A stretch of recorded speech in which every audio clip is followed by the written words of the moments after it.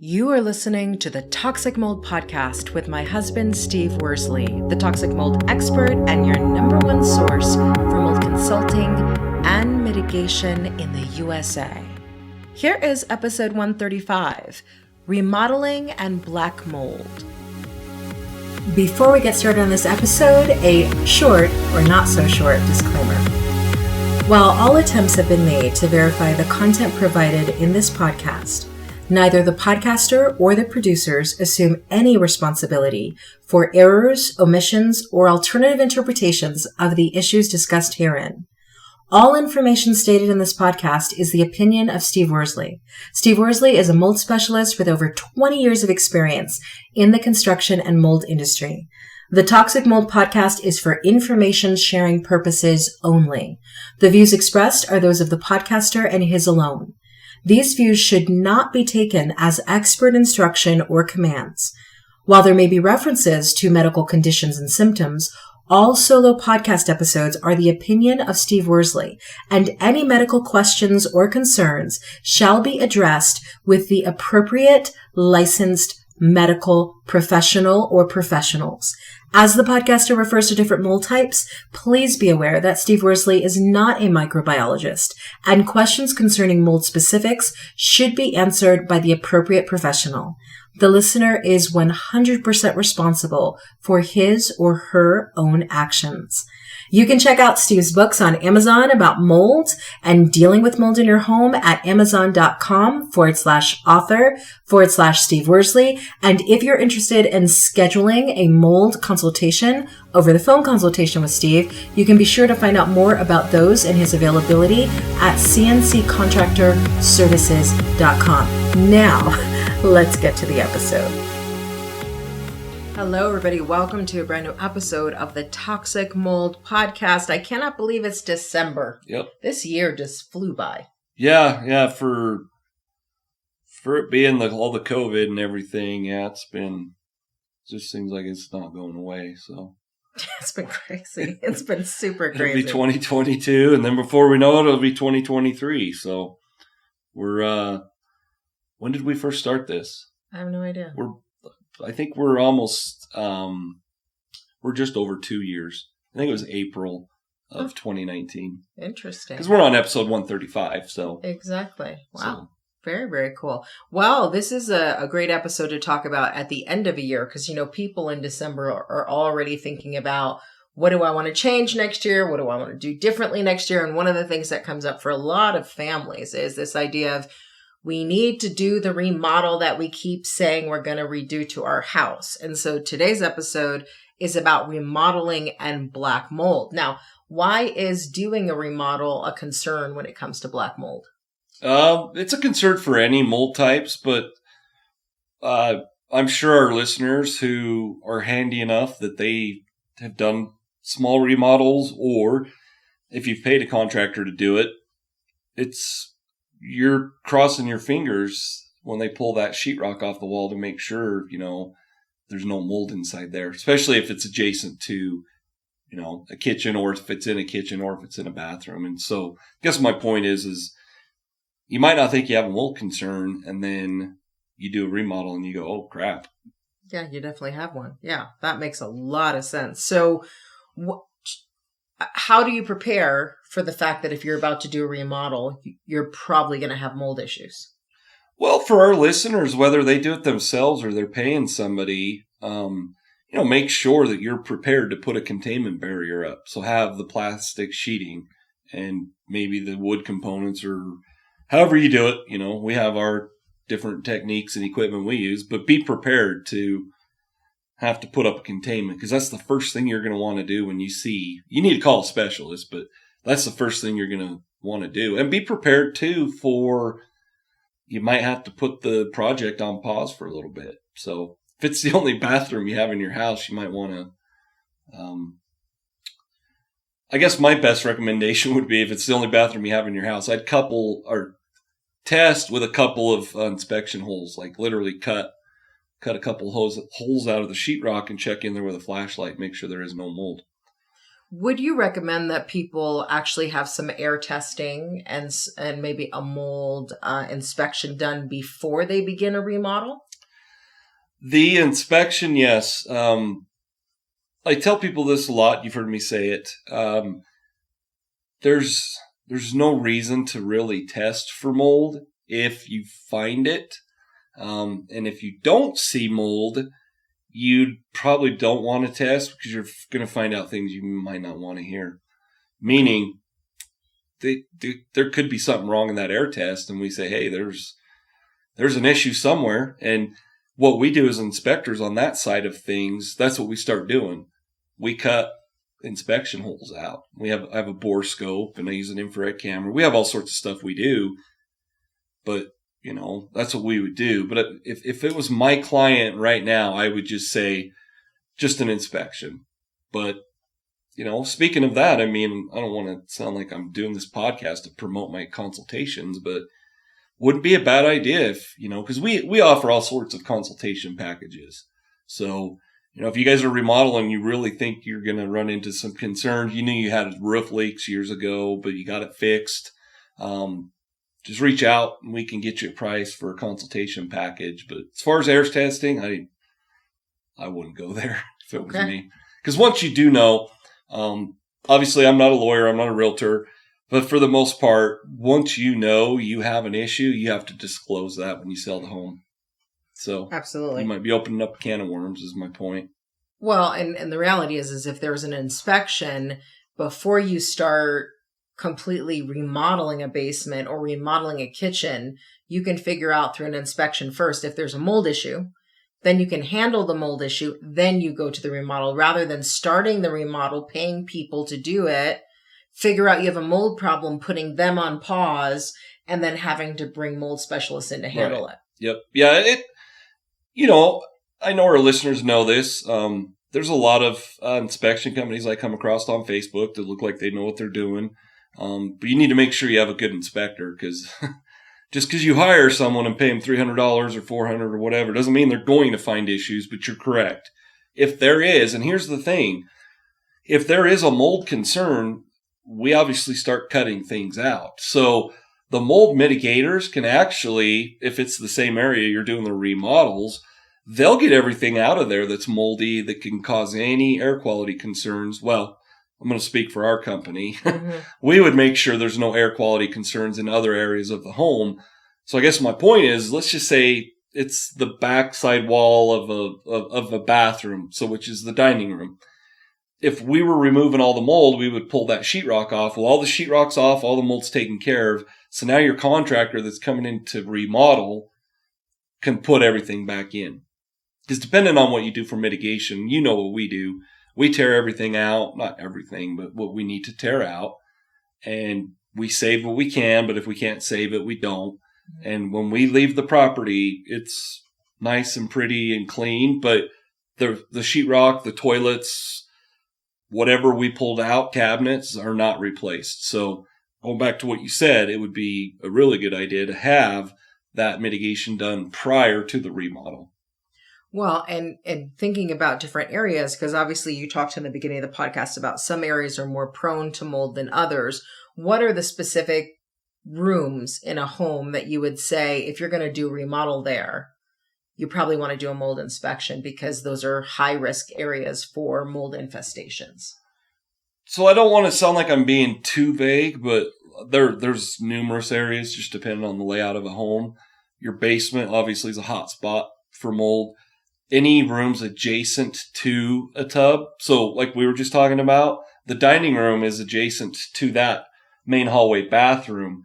So, if you're going to remodel in the dining room kitchen area, you need to make sure that what's adjacent to that shower is not an issue. Okay. Same with a mechanical room. But kitchens and bathrooms, mechanical rooms and basements, I would say pretty much, after that, what are you left with? Bedrooms. Exactly. Exactly. But, once again, you got to realize that this is coming from somebody, and this is why we love having you on here, because you make me explain things that I think everybody knows. I see this all the time. And when people go, oh, I didn't know that's what entailed, for mold mitigation. And it's just, I see it all the time. Plus I was a contractor. So, I get to see it in a lot different perspective, but, you pretty much, no matter what, you need to expect to come across a mold issue when you remodel.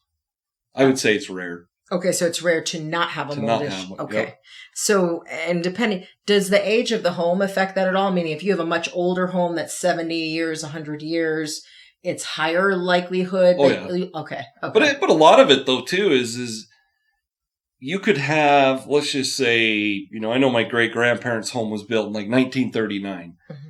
And if my grandpa maintained it and made sure everything was good, the roof, any water leaks were addressed, the grading was good, an old home like that might not be as likely to have a mold issue as a home built 10 years ago, and the homeowner just never cared about anything. So, not that I want to say it can happen either way, but yeah, an older home, you're going to run into a lot more problems. And when we get into older homes and we talk about remodels, there could be old wiring, there could be old copper drain pipes, there could be aluminum wiring, knob and tube wiring, all sorts of issues as far as the building components. So that's another thing our listeners need to keep in mind too is, you can come across old cast iron drain pipes, which are a thing of the past.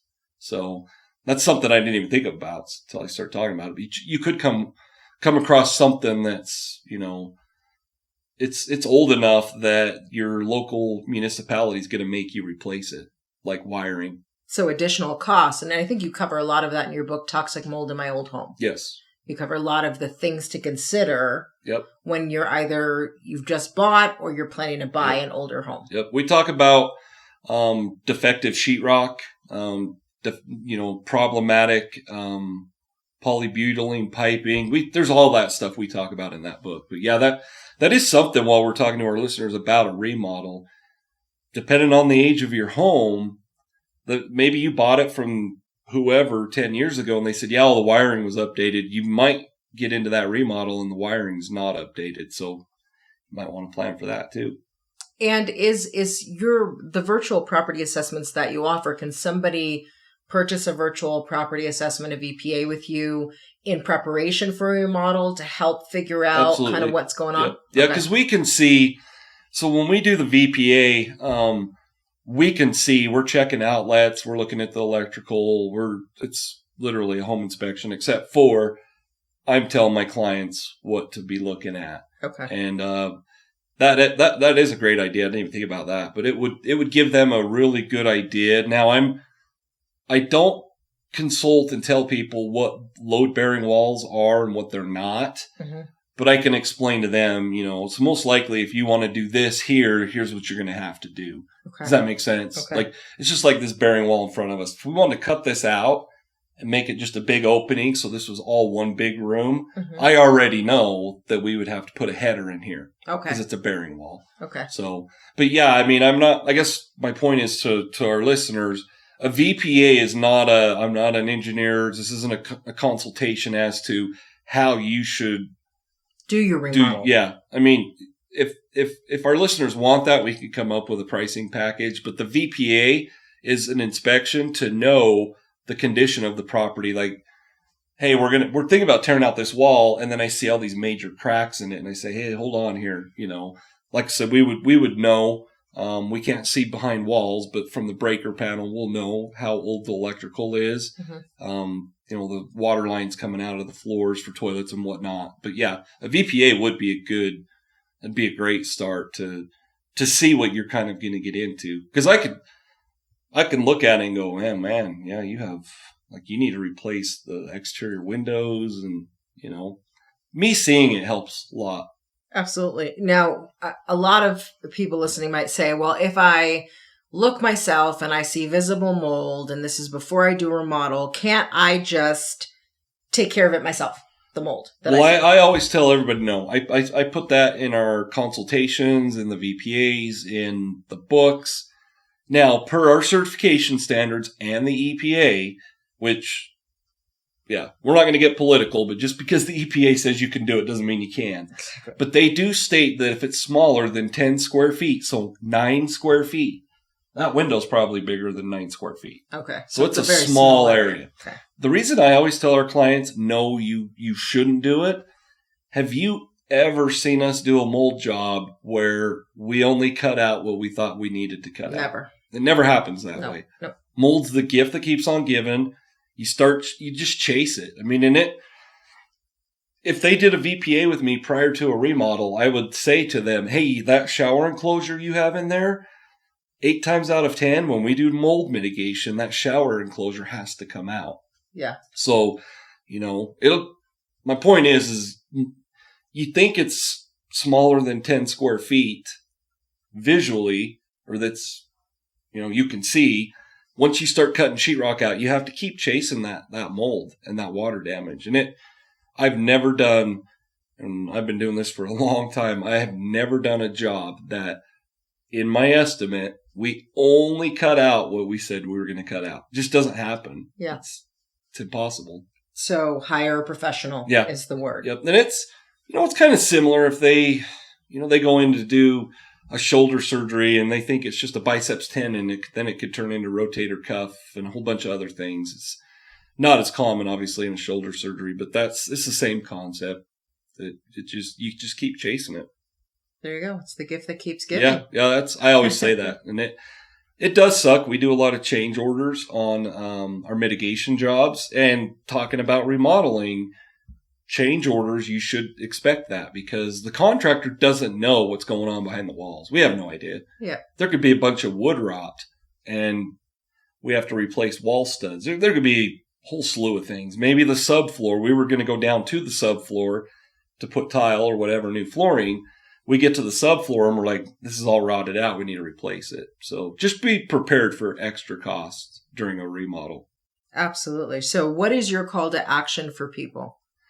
Well, we kind of just touched on it, and I didn't really think of it that way, but do a VPA. Honestly, that would probably be, for the price, I should know, but is it $300 or $250? I don't remember. We have so many different things. Go to the website, cnccontractorservices.com, and see what the price for VPAs are. I'm not sure, but it's somewhere in that range. And, a lot of our pricing obviously is dictated by demand, but it's not that much. It really isn't. And you're going to know a lot more what you're getting into. But if you don't want to do that, wherever you're going to do that remodel, just keep in mind, look at your outlets and see if they're 3-pronged. I mean, that tells us that that's updated wiring. Yep. So it's not that hard. And, you don't always have to hire a VP or me for a VPA, but go look at what you really want done. And then think about what we just talked about in this podcast.